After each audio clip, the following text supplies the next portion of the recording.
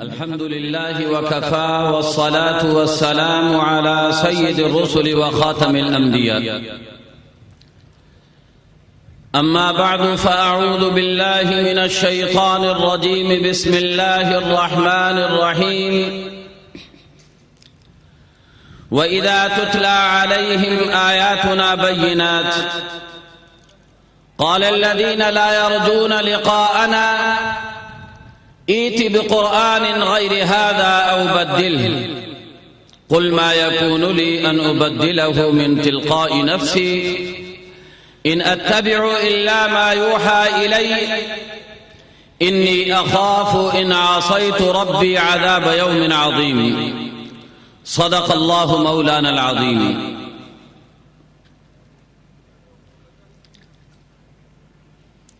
محترم حضرات،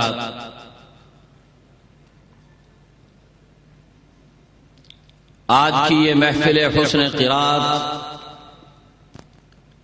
جو بین الاقوامی سطح کی ایک محفل ہے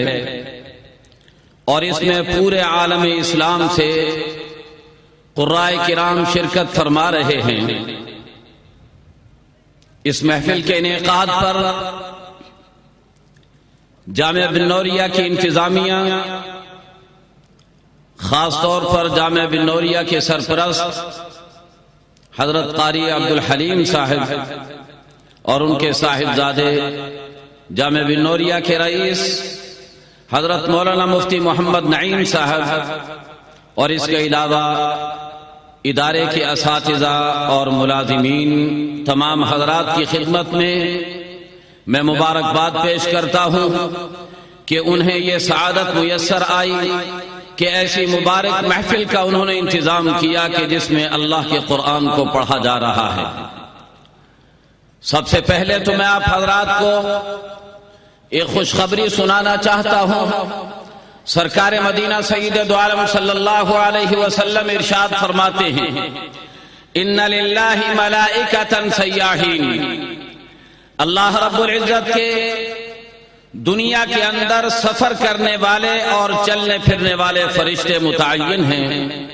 اور ان کا کام یہ ہے کہ ایسے مجالس کو تلاش کریں، ایسی محافل کو تلاش کریں جہاں اللہ کا نام لیا جا رہا ہو، اللہ کا ذکر کیا جا رہا ہو. اللہ کے قرآن سے بڑا اللہ کا ذکر اور کون سا ہو سکتا ہے جہاں پر قرآن کریم کی تلاوت کی جا رہی ہو. چنانچہ وہ فرشتے دنیا کے اندر پھرتے رہتے ہیں، اور جہاں کہیں انہیں ایسی مجلس نظر آ جائے جہاں اللہ کا نام لیا جا رہا ہو، قرآن کو یاد کیا اور پڑھا جا رہا ہو، تو فرشتے وہاں پر جمع ہو جاتے ہیں اور ایک دوسرے کو آواز دیتے ہیں، بلاتے ہیں، اور ایک دوسرے کو بلاتے ہوئے کہتے ہیں ہلموا الی حاجتکم، جس مقصد کے لیے تم نکلے ہوئے تھے یہاں پر آ جاؤ، تمہارا مقصد یہاں حاصل ہو رہا ہے. چنانچہ وہ فرشتے جمع ہونا شروع ہو جاتے ہیں. میرے نبی علیہ الصلوۃ والسلام ارشاد فرماتے ہیں کہ جمع ہوتے ہوئے اس کثرت کے ساتھ جمع ہوتے ہیں کہ الی عنان السماء، آسمان کی بلندیوں تک ان کی تعداد پہنچ جاتی ہے، اور وہ اس وقت تک اس مجلس میں شریک رہتے ہیں جب تک کہ وہ مجلس جاری و ساری رہے، اور جب وہ مجلس مکمل ہو جائے اور ختم ہو جائے تو ختم ہو جانے کے بعد اللہ کے دربار میں حاضر ہو جاتے ہیں. مولا کریم جانتے ہیں کہ یہ کہاں سے آ رہے ہیں، کس مقصد کے تحت وہاں پر جمع تھے، لیکن اس کے باوجود فرشتوں سے پوچھتے ہیں کہ فرشتوں کہاں سے آ رہے ہو. فرشتے عرض کرتے ہیں مولا کریم تیرے کچھ بندے تیرا ذکر کر رہے تھے، ہم ان کے پاس بیٹھے ہوئے تھے اور ان کے ساتھ ہم بھی جمع ہو کر تیرا تذکرہ سن رہے تھے، اور اب جب ان کا تذکرہ ختم ہوا تو ہم آپ کے دربار میں حاضر ہو گئے ہیں. مولا کریم ارشاد فرماتے ہیں کہ بتاؤ وہ لوگ کیا مانگ رہے تھے. فرشتے عرض کرتے ہیں کہ اللہ تیری رضا اور جنت کو طلب کر رہے تھے.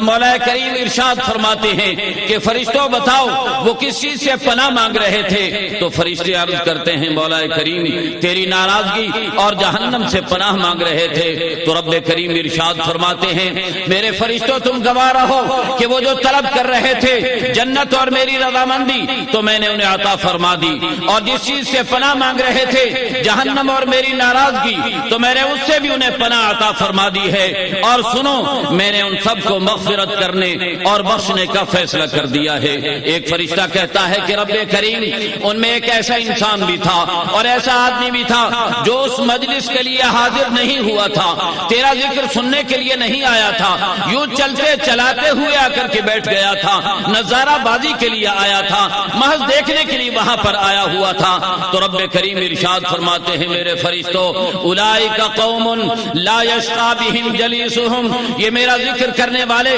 میرا نام لینے والے ایسے انسان ہیں اور ایسی شخصیات ہیں کہ ان کے ساتھ بیٹھنے والا بھی کبھی محروم نہیں ہوا کرتا، میں خانے کا محروم بھی محروم نہیں ہے۔ رب کائنات ارشاد فرماتے ہیں کہ ان لوگوں کی برکت سے میں نے اس انسان کو بھی معاف کر دیا اور مغفرت فرما دی۔ تو میرے عزیز بھائیوں، غور کرنے اور سوچنے کی بات ہے کہ رب کائنات نے ہمیں ایسی مجلس میں شرکت کی توفیق مرحمت فرمائی ہے کہ جس مجلس کی مقبولیت اور جس مجلس کے شرکاء کی مغفرت کی گواہی آج سے 1450 سال پہلے سرکار کالی کملی والے نے ارشاد فرما دی تھی۔ اس مجلس کے اندر قرآن کریم پڑھا جائے گا، قرآن کریم کا تذکرہ کیا جائے گا، قرآن کریم آپ کو سنایا جائے گا اور آپ قرآن کریم کو سن رہے ہوں گے۔ میرے نبی علیہ الصلوۃ والسلام نے ارشاد فرمایا مجتمع قوم فی بیت من بیوت اللہ یتلون کتاب اللہ ویتدارسونہ فیما بینہم، جب کچھ لوگ اللہ کے گھر میں جمع ہو جائیں اور جمع ہو کر قرآن کریم کی تلاوت کر رہے ہوں اور آپس میں ایک دوسرے کو پڑھنے پڑھانے کا عمل سر انجام دے رہے ہوں، تو صورتحال یہ بن جاتی ہے کہ نزلت علیہم السکینہ وغشیتہم الرحمہ وحفتہم الملائکہ، سکینہ نازل ہونا شروع ہو جاتی ہے اور رحمت انہیں ڈھانپ لیتی ہے اور فرشتے ان کا گھیرا کر لیتے ہیں اور احاطہ کر لیتے ہیں، اور اللہ تعالی وذکرہم اللہ فی من عندہ، اور رب کائنات اپنے دربار کے اندر فرشتوں کی مجلس کے اندر ان لوگوں کا تذکرہ کر رہے ہوتے ہیں جو اللہ کے قرآن کو بیٹھ کر کے پڑھ رہے ہوتے ہیں۔ اس لیے وہ لوگ جو اس مجلس سے کچھ فاصلے پر ہیں، دور دراز ہیں یا باہر سڑکوں پر پھر رہے ہیں، انہیں سوچنا چاہیے کہ وہ مجلس کے دائرے میں آ جائیں اور مجلس کے دائرے میں آ کر کے احترام اور ادب کے ساتھ بیٹھ جائیں، اس لیے کہ فرشتے مجلس کو گھیر لیتے ہیں۔ فرشتوں کے احاطے کے اندر بیٹھنے والا ہی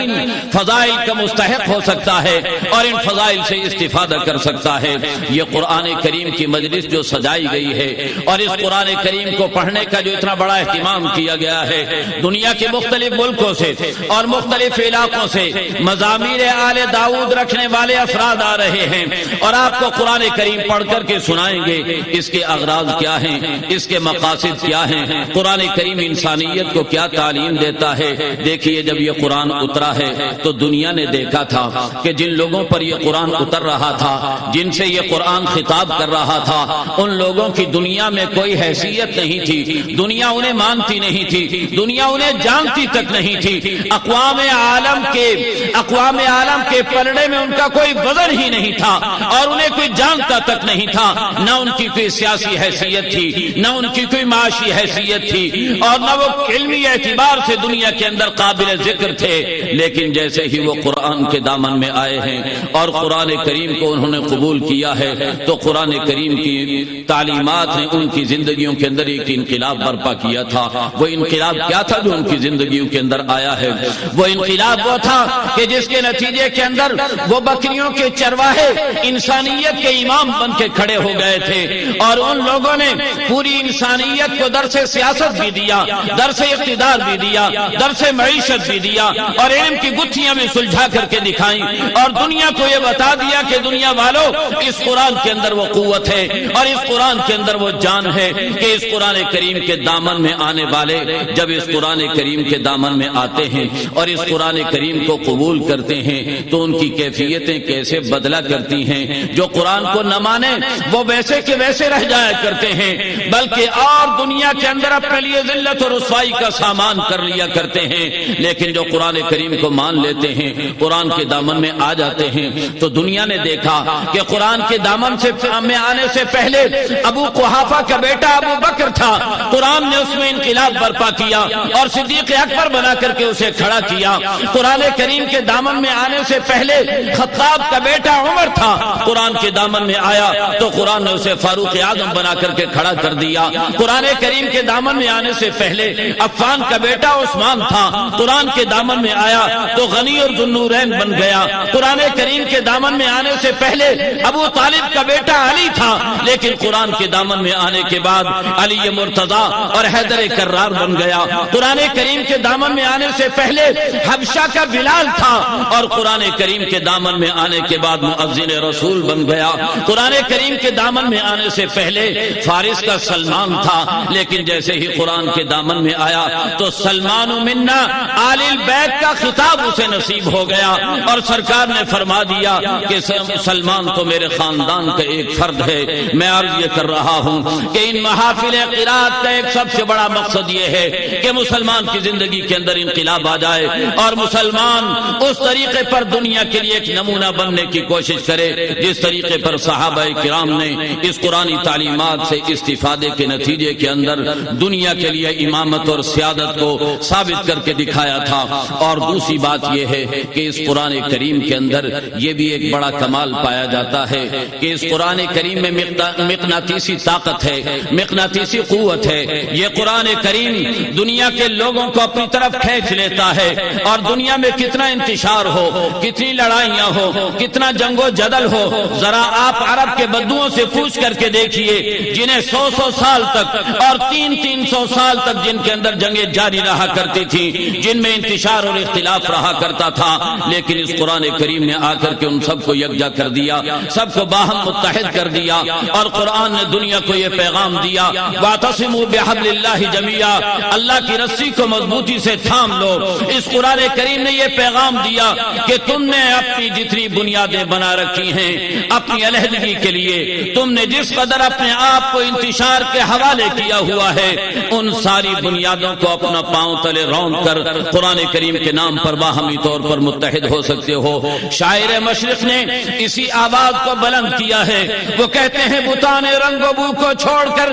ملت میں گم ہو جا، نہ ایرانی رہے باقی نہ تورانی نہ افغانی۔ یہ ملت اس طریقے پر متحد ہو سکتی ہے تو ایک قرآن کے نام پر متحد ہو سکتی ہے۔ اور یہ محافل قرآن اور یہ قرات کی محفلیں اور قرآن کریم کی آواز انسانیت کو بلا رہی ہے، انسانیت کو متوجہ کر رہی ہے۔ آج وہ انسانیت جس نے اپنی ٹیکنالوجی کے ذریعہ اور اپنے علم کے ذریعہ انسانیت کی خدمت کرنے کی بجائے انسانیت کو تباہ و برباد کر کے رکھ دیا ہے، لاشوں کے انبار لگا دیے ہیں، خونوں کی ندیاں بہا کر کے رکھتی ہیں، اس انسانیت کو یہ قرآن پیغام دے رہا ہے کہ رنگ و بو کو چھوڑ دو اور پھر فرقواریت کو چھوڑ دو۔ یہ قرآن کریم یہ صدا لگا رہا ہے۔ اگر آج مسلمانوں سے لسانی عصبیت نکل جائے، قومیت نکل جائے اور مسلمانوں سے اگر آج فرقواریت کا خاتمہ ہو جائے تو اللہ کی قسم یہ مسلمان پھر دوبارہ پوری انسانیت کی رہنمائی کرنے کے لیے کافی و شافی ہو سکتے ہیں۔ حضرت شیخ الہند مولانا محمود حسن صاحب رحمۃ اللہ تعالی علیہ